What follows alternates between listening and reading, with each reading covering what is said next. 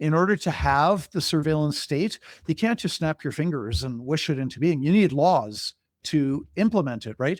So Bill C-22 is one of the laws which, if passed, makes it possible to have this surveillance state so that we become exactly like communist China. Okay, this is pretty bad. The world will move towards an AI surveillance state.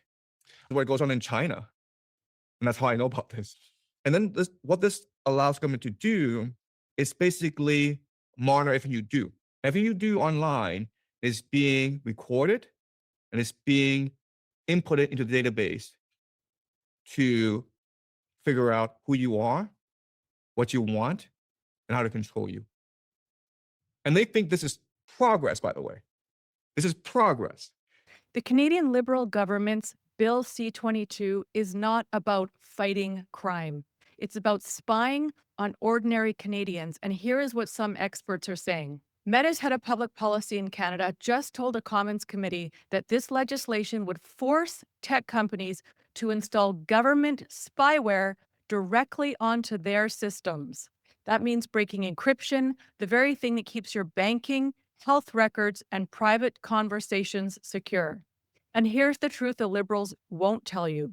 You can't build a back door for police access without creating vulnerabilities that malicious actors can and most probably will exploit. This bill would also force companies to store your metadata, where you go, when, and who you interact with, for up to a year, even if you've done nothing wrong. As one expert said, that's a comprehensive surveillance map of virtually every Canadian. Even our closest allies are not doing this. France and Sweden abandoned similar proposals, and the EU guaranteed encryption protections. Today, I have on John Carpe from the Justice Center for Constitutional Freedoms to discuss this very important report that Nigel Hannaford has created for us to discuss this creeping mass surveillance of Canadian citizens under this Carney Liberal government. Very quick message, and I will have John on. And thank you for joining us today for this very important conversation. Did you know if the banks do a bail-in, they can take the contents in your bank vault? But storing your gold and silver at home could be a huge security risk. Every day, our dollar is worth less and less. Inflation is stealing the only savings families have. Now more than ever, it's so important to hedge the savings you've worked so hard for. Banks have been failing all over the world, and social credit has all but arrived. But did you know you can do wholesale price vaulting and retail delivery from the most prestigious, reliable company in Canada? Did you also know if you decide to leave Canada, your gold and silver can be sent right to you after you arrive to your destination? The only company I personally use and trust are those awake guys at New World Precious Metals. Take control of your family's future. You can just click the link in my show description or type in the web address, libertytalkcanada.ca/gold. To get on their mailing list, attend their webinar, or book an appointment. Let them know Odessa sent you. Thank you so much for joining me for a third time, John. And I always love having you on because you guys have been fighting for our rights. You fought for so many people I know. So thank you for coming on again. I asked you to come on because this report sort of blew me away. It shouldn't under Carney, but it does. Why don't we start by this whole thing about how it is breaking the charter? So the charter, the Canadian Charter of Rights and Freedoms, the charter includes a right to privacy. This has been recognized repeatedly by the Supreme Court and other courts across Canada. Privacy includes the subscriber information. So in other words, my address and technology-related data, my server, my IP address, my physical address where I live, all of this is private information, and I have a reasonable expectation of privacy so that government is not going to be having ready access to information about me. The exception being, we have a longstanding tradition. We have privacy rights, we have property rights that is balanced against the need of law enforcement to catch the criminals. So if there's people who are, running a prostitution ring or terrorism or drugs or whatever, police have to go to court and get a court order, a warrant, so that they can spy on somebody or bust into somebody's house unannounced and seize their computer. So we've had a good balance for centuries where the starting point is, as a citizen, I have a right to property. Nobody is allowed to come into my house without my permission. I have a right to privacy. The police cannot spy on me. They cannot listen in on my phone conversations. And this would have been in the 70s and 80s. It would have been the hard, telephone, not the cell phone that we have today. But same idea. Police cannot listen in on my phone conversations. They can't monitor my emails, my texts. I have a right to privacy. And the only exception is if police go to court and they tell the court, we have reasonable grounds to believe that, let's say, Mark Smith is planning to blow up the Parliament buildings or whatever. And so we need to spy on him. And so the court can say yes. And then the spying is limited only to one individual or a group of people if it's a gang. And this is how we've achieved a very solid balance. What this bill C-22 does and other legislation is it throws this away into a state surveillance in the direction of state surveillance, where instead of me having my privacy rights, that the government is not watching me, not listening to me, not watching where I move, not having information about my texts and my emails and my AI searches. So we're moving away from that towards the surveillance state with Bill C-22 that's now before the House of Commons. And now that they have a majority from the sleazy way that they got people to cross the floor, which was literally bribing and saying, hey, I mean, we've had whistleblower MPs come out and talk about the offers. Hey, if you cross the floor and come to the Liberals, we'll give your riding much more than we're giving you now. And funny enough, a guy that originally crossed the floor now has a bigger position. They're doing it in such a way that, they can't get in trouble or get arrested, I guess. But I mean, it's pretty sleazy. And now, yeah, with this majority, I think this thing's going to go through. I looked it up, but remind me, this has already gone through what, first, second reading? It's gone through second reading. It's now before committee. What happens in committee is that it's to do a detailed review, clause by clause, and the opposition parties or the MPs representing opposition parties, as well as the Liberal MPs. A Liberal MP could also recommend changes to the bill, right? So you have the MPs there. This may surprise you, but this is, I mean, generally governments, federally, but also provincially in the various provinces, governments tend to ram through their legislation, and maybe they should be more open-minded. But it does happen that MPs recommend changes and the changes are adopted. For example, with Bill C-9, which was called the Combating Hate Act, one of the worst features of Bill C-9 was that it got rid of a review process whereby a hate speech prosecution needed to be approved by the Attorney General of the province. And that had the effect of not becoming like the United Kingdom where, you have police knocking on people's doors over their social media commentary routinely and frequently. And the Conservatives suggested to change the bill to keep in place the review process, that if the police want to prosecute a Canadian for hate speech, they need the permission of the Attorney General. And the Liberals said, yes, you're right. We should keep that in place. And so there is hope for amendments to Bill C-22, particularly as you drew to my attention that just recently Meta went before the committee and talked about how if they had to comply with this legislation and install spyware that would make it easy for the government to get information, that same spyware could be used also by criminals, not just government. So here's an example that might resonate with the MPs, including one or two Liberal MPs.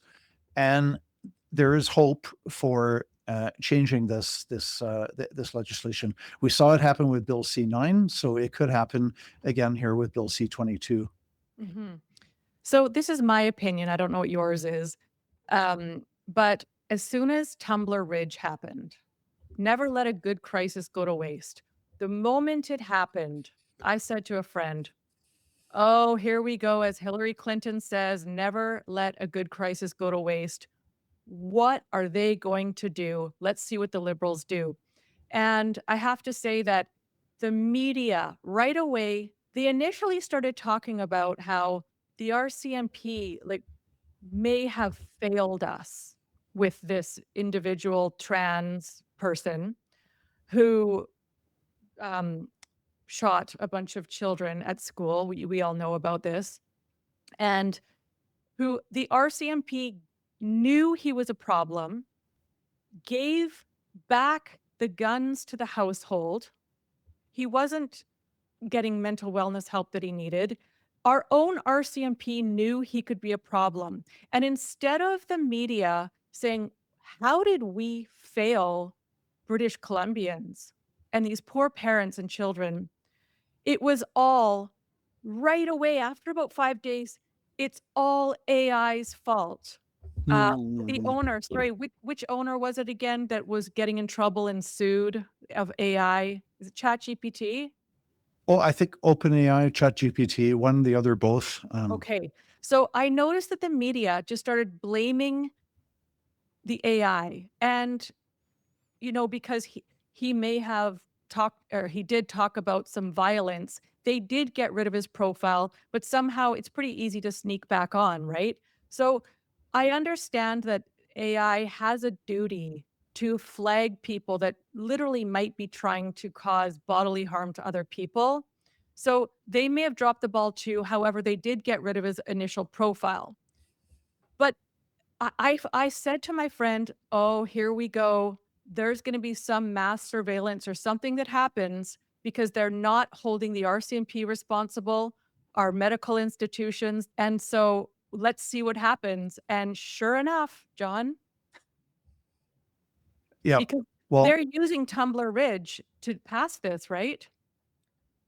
yeah, it's very sad on so many levels. I mean, first of all, the whole shooting and the deaths of children is unspeakably sad, and it's been said, and it's probably true, that the worst thing anybody can ever go through is the death of their own child, and so this is really horrible. And then it just gets abused and exploited as, well, let's have the surveillance state. The fact is that the police took away the guns from this young man. They took away his guns in 2024, and then about a month before the shooting, they gave the guns back. So the police is a big problem.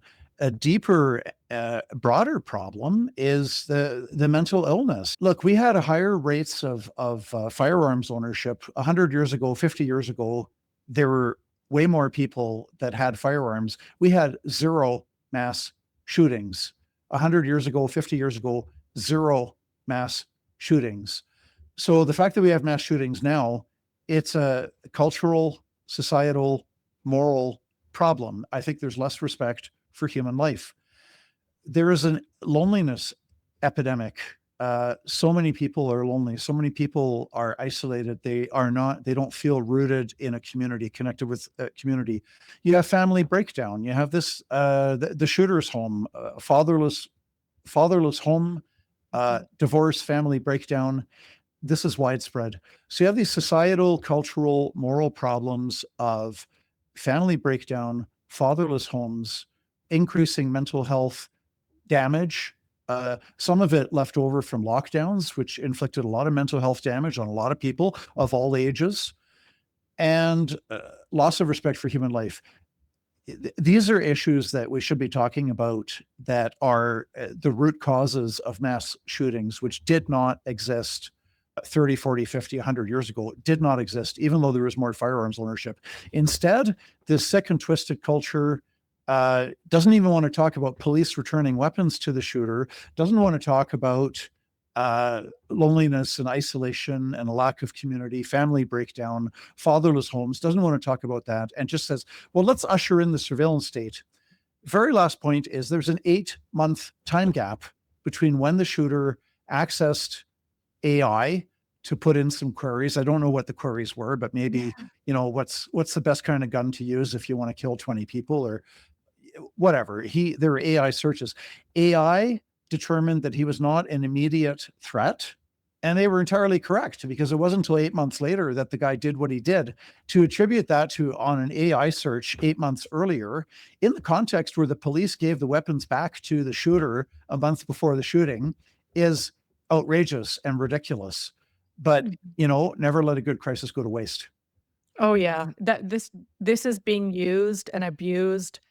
And just like you said, I mean, this is mass surveillance. And, if this goes through, it'll be, oh, well, we only store it for a year, all this data about you. Well, no, 2 years. Well, 3. Well, forever. I mean, the creep, I coincidentally watched, and my God, it was 2.5 hours and I actually got through it.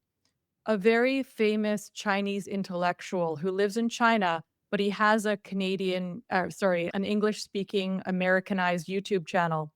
And he said, and he wasn't even talking about Tumbler Ridge. He's from China and he's very well known in America. That no, this is an agenda to have sort of the rest of the world become just like China, where everything is watched, everything you do and say is watched. And one of the reasons why our governments feel they have to do it is they are worried about regular freedom loving, regular people who will start to turn on the government. And so they want to be able to watch people, and we will be having digital ID soon, digital everything, where if we, text our friend or use AI and ask inappropriate questions, they can just turn off our bank accounts. He's literally talking about it and he says, I live it in China. Okay, this is pretty bad. The world will move towards an AI surveillance state. I feel like that's already happening. I think it's pretty obvious. Yeah. What does that mean in reality for the average person? Because, we're seeing some of these big companies like OpenAI and Anthropic all sort of signing up to government military surveillance projects. What does that mean for the average person? Right. So for the average person, it means two things. It means digital ID and Yeah. digital currency. Okay. So what that will allow is for the government to basically monitor everything you do online and control all financial transactions. It can basically program your bank account. So like you can't buy cigarettes or you can't buy drugs. And this will allow the government to basically categorize everyone and put everyone into a certain database to monitor that person. And once you're able to categorize everyone, you are able to use AI to predict their behavior. Isn't this what goes on in some parts of the world? This is what goes on in China. And that's how I know about this. How does it work in China? Well, in China, we all have digital ID. If you want to access anything in China, you need your digital ID. So if you want to open a bank account, you have to use a digital ID. If you want to use any e-payments, you have to use digital ID. If you want to use a phone, you have to use digital ID. Okay, so everyone's part of this national database, and then what this allows government to do is basically monitor everything you do, because basically, depending on how you buy things, I can then extrapolate to figure out your behavior, and then I can figure out your thinking, right? And then I can create incentives in order to guide and control your behavior. So in China, can they see everything that you do? Yes, they can. Messages you send, Everything, payments you make. everything, everything. Everything you do online is being recorded and it's being inputted into the database to figure out who you are, what you want, and how to control you.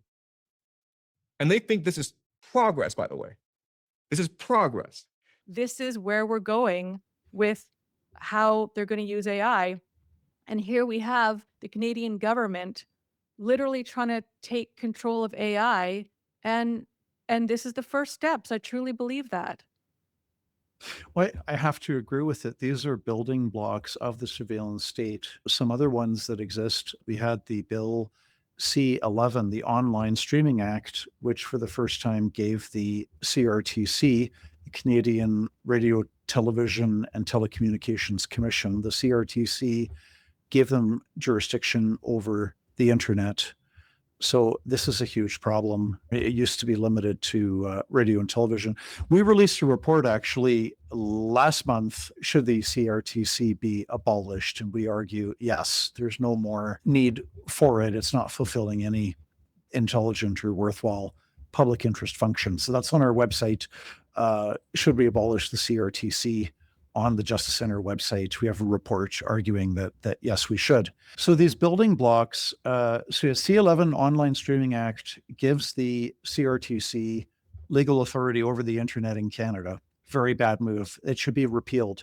C-18, the Online News Act, makes it harder to access news because Facebook is no longer spreading the links. And now we have the C-22, the Lawful Access Act, right? And these things always sound beautiful. You know, it includes the Supporting Authorized Access to Information Act. I mean, are you against authorized access to information? You know, of course not, right? Are you against online harms? This is the C-63 horrible legislation that died with the federal election in 2025. But you know, we want to protect children from online harms. You know, who could disagree with that? They're very good at picking titles. So this C-22 is a building block of the surveillance state because it would give the a government the power to order internet service providers to build in the backdoor access so that when the police come knocking, the police can get the information easily right away. One of the problems is, as you mentioned earlier in your introduction, criminals can use that same infrastructure. It's like building a road, right? A police car can drive on a road. Bank robbers can use the same road. So C-22 orders companies, it gives the federal government the authority to to install this backdoor access, but that can be used by hackers as well. And ordering companies to keep data on all of my texts, my phone calls, my emails, keep that on file for a year. And with the cell phone towers, you can also piece together where I've been. Now, technically, the contents are exempt, so I guess that's good. So they're not allowed to look at what I actually wrote in my email or my text. However, it's still terrible that they could know everybody that I've spoken with by phone or by text or by email, and when I made those calls, and to whom, and how long the call lasted, and where I was geographically. This is terrifying because a government that knows everything about you is a government that can exercise total control over you in the same way that a government that provides everything for you is a government that can take everything from you. So big government, whether it's providing stuff that it can take away or whether it's having all this information about you that can be used to control you, it is terrifying. And so Canadians need to contact their MP and say no to Bill C-22 because it paves the way for the surveillance state. In order to have the surveillance state, you can't just snap your fingers and wish it into being. You need laws to implement it, right? So Bill C-22 is one of the laws which, if passed, makes it possible to have this surveillance state so that we become exactly like communist China. Exactly. I was going to ask if there's an action step. Okay, so federally, guys, not provincially, so not MLAs. Well, maybe you can tell me about that after. Federally, you want to email, don't put it in attachment because MPs are not allowed to open attachments in case there's viruses. So in an email, state unequivocally, don't swear and stuff, just that you absolutely will not vote for them if they are behind this as a liberal government or conservative government or NDP or Green. Whoever your MP is, let them know that this cannot happen and this is not Canada. and let them know that they will not be getting your vote if well, I guess some of them have already voted for it, right? I mean, what can an MP do now at this point to reverse their decision? Well, it has to go through third reading. Okay. And we actually have a petition on our website as well, the Justice Center, www.jccf.ca, Justice Center Constitutional Freedoms, jccf.ca. We have a petition on our website that you can sign. We have just recently gone from, we were sitting on about 22,000 signatures, and in the past week it's grown to 48,000. And we're looking to exceed 50,000 and to present it to the committee. And so the committee that is overlooking it is the Public Safety Committee. And so we anticipate presenting it to the committee chair and going from there. Well, thank you for doing that. That reminds me, I wanted to mention this earlier. Privacy is the shield of a free people. It is an integral part of the free society.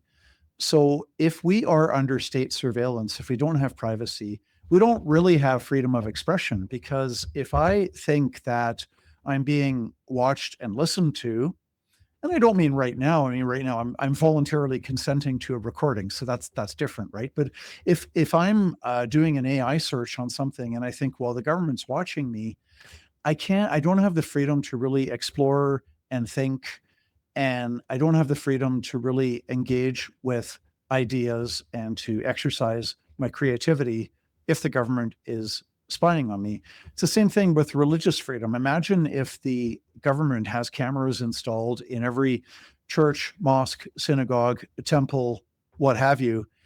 Do you really have freedom of religion if the state is videotaping you when you pray, or in what manner you pray? Maybe you're kneeling or you're raising your hands or you're sitting in the lotus position, whatever. So this is really important, and the Supreme Court of Canada has recognized in numerous decisions that we do have a right to privacy, which must be respected by government. Privacy, it's part and parcel. It's as important as freedom of expression, freedom of religion and conscience, freedom of association, freedom of peaceful assembly, freedom of travel and mobility. The right to own and enjoy private property is also extremely important. It's not protected directly in the charter, but it is part of our legal culture. And so that's very important that governments respect that the money that I earn that's in my bank account, or that I've invested somewhere, or that I've used to buy a house, that my private property is respected. These are all related together. And so privacy is one of these, I would say, pillars of the free society. I totally agree. And I'm telling you, and you probably agree with me, but Canada will start off with, oh, it's just for your own protection. We will end up like China, where now they're scared to even condemn things the communist government's doing. Now people are scared to call out, the genocide of the Uyghurs. Now people are too scared in emails, in text, on media, or even to their family members. If they don't like something the government's doing, the government shows up, and they don't just make your life hell, they make your family members hell. That is where this is ending up. Look at what's already happening with land acknowledgements. We have parents or people who are counselors on school, councils, saying, I am not going to stand up and do this weird land acknowledgement where we basically are saying the white man is so bad and the land belongs to this tiny group of people. Already, we are having people lose positions if they don't do land acknowledgements, which is a forced ceremony that may go against your beliefs. So we're already seeing that they're trying to get you by kicking you out of councils, making you lose your job. And then same thing with the vaccines. If you're like, this shouldn't be mandated, this creep, people will eventually be too scared to say bad things about the government, to say bad things about certain medications, and to say bad things about certain groups of people in private, this does end up where China is. And then these bills, can they not be amended later where it's like, no, we're going to keep it for 2 years now, for 4 years? It's also going to be hate speech that, we find out about that you were joking about with a neighbor.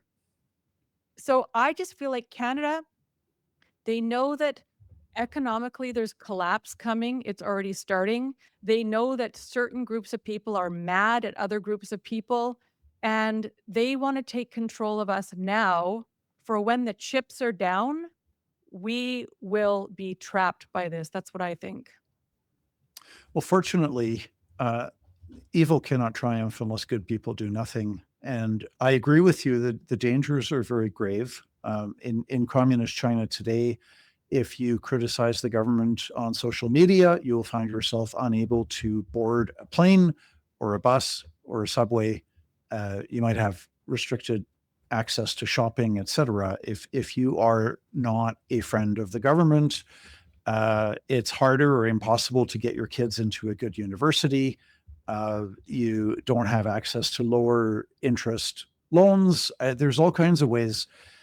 Again, the government that knows everything about you is a government that can exercise a huge degree of control over you.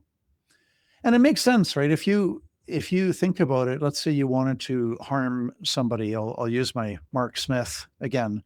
If you want to harm Mark Smith, but if you know nothing about him, it's hard to harm him. But if you want to harm Mark Smith, you're going to try to find out, where does he live? Where does he work? Does he have kids? How old are his kids? Where do his kids go to school? What are his hobbies? What are his interests? Who are his friends? How does he spend his spare time? If you get a ton of information about Mark Smith, only then are you in a position to harm him.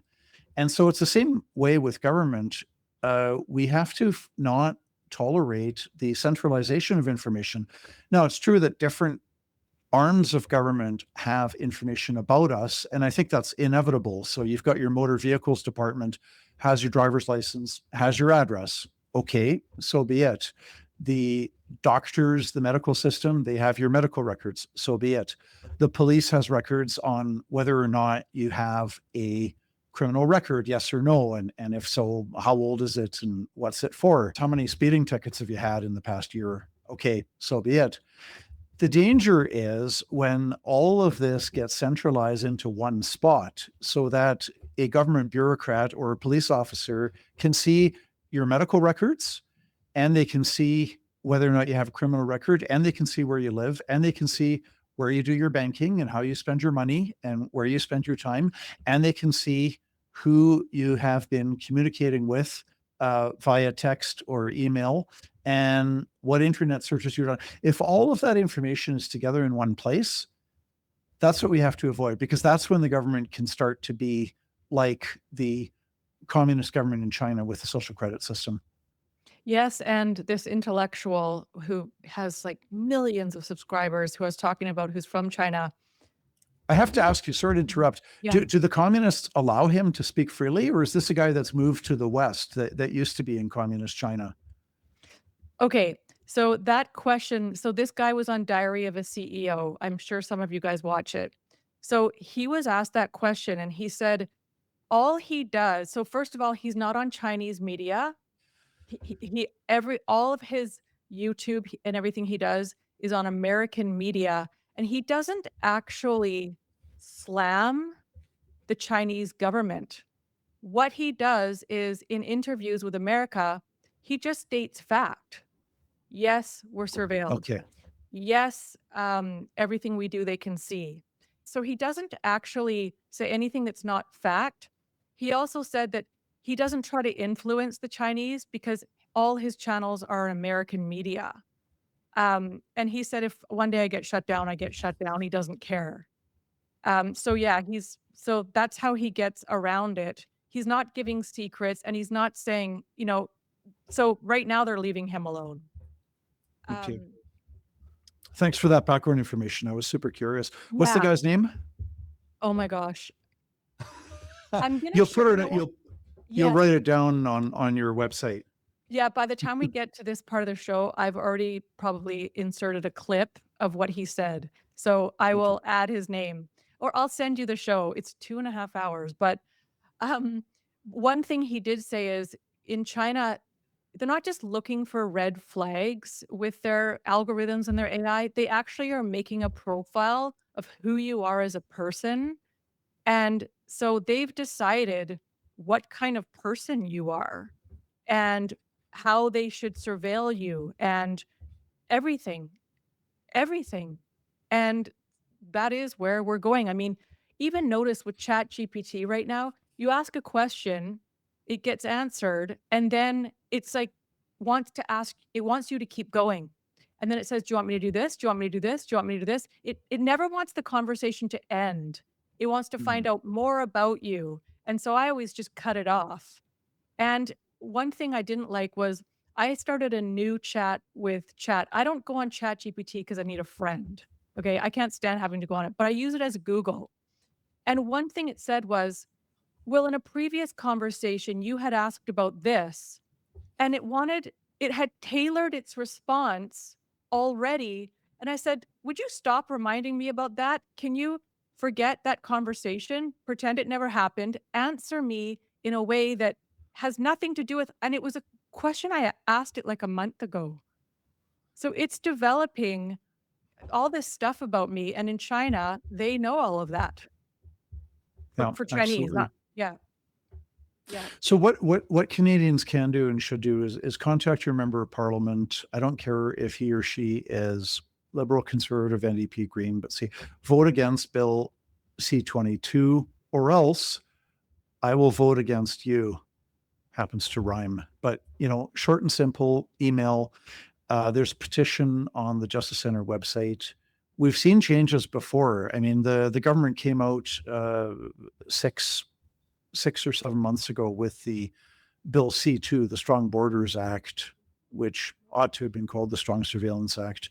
But the Strong Borders Act has been put on the back burner because there was so much opposition to it. And now we're getting mainstream media uh, giving some media coverage to how Bill C-22 could be introducing spyware and a step towards the surveillance state. So if the mainstream media start commenting on that, but we need to, the worst thing to do is just to resign ourselves and say, oh, everything, inevitably everything is going to get worse and there's nothing we can do about it. The truth is, the only thing necessary for evil to triumph is for good people to do nothing. So if good people, people who love truth, justice, and freedom, okay, if we are active and engaged, it makes it impossible for evil, of which the surveillance state would be an example of something that is evil, to triumph. And so we need to not give up and quit, not stop, and just remain involved and engaged. And I'm encouraged by the fact there are more Canadians today than 6 years ago in 2020 who are awake and alert and alive and thinking and willing to fight for our freedoms. There are more alert and awake Canadians today than what there were 6 years ago before lockdowns. Lockdowns woke up a lot of people who previously they did nothing. Maybe they voted once every 4 years in the election. That's it. They paid zero attention to anything the government was doing. And those people woke up to go, holy cow, look at this. Our freedoms of association, religion, conscience, expression, travel, mobility, bodily autonomy, everything is being violated by governments. And so we have a contingent of people today in Canada who are awake. Uh, More people are awake today than 6 years ago. So that's Mhm. good. Mhm. And interestingly, this Chinese fellow said the reason why they want to do this mass surveillance prison is because people are waking up and don't trust the institutions and don't trust the government. So they are frantic to start controlling us through the fear of frozen assets, the fear of, socially being ostracized. So this is a fight that, we can't stop. And yeah, they want to wear us down. And it's easy, guys. Instead of, how much do you scroll on social media every day? I always say, take 2 minutes off of scrolling and other silly things we do all day. And just write that email and you can say, I did something today, that actually helps. So yeah, write that email to your MP. All you have to do is Google who is the MP in my riding, and it will come up Mm. and the email's right there. So thank you so much for joining us today. Really important conversation, and I will have you back on anytime. Is there anything else we haven't covered? When it comes to C22, well, the report itself, it's on our website, Yep. The Danger of Government-Controlled Artificial Intelligence, and it's written by Nigel Hannaford, who is a veteran reporter and journalist. It's written in layman's terms. Like, I'm not a technology guy, but I could, get through the whole thing. So if you want to read the report, you've got our website on the screen, and I think let's stay active and involved and push back, and we're going to win in the end. We just got to keep on fighting. Agree. Thank you so much for joining us. Thank you. Thank you so much for tuning in. I will see you at the next one. Be sure to let everybody know how this is going with AI and the surveillance state. You can share the show, share the report, go straight to the website. It's up to you. I'll see you at the next one. Restore Effects is the leader in professional paintless clear coat repair. Perfected over 2 decades, our product system surpasses traditional clear coat fixes to pave the future of vehicle reconditioning. Restore Effects permanently removes 99% of damage to your clear coat by replicating and restoring the original paint finish. Reset your vehicle's appearance or put your business fleet's best foot forward, all without repainting. Visit restoreeffects.com and find a center near you.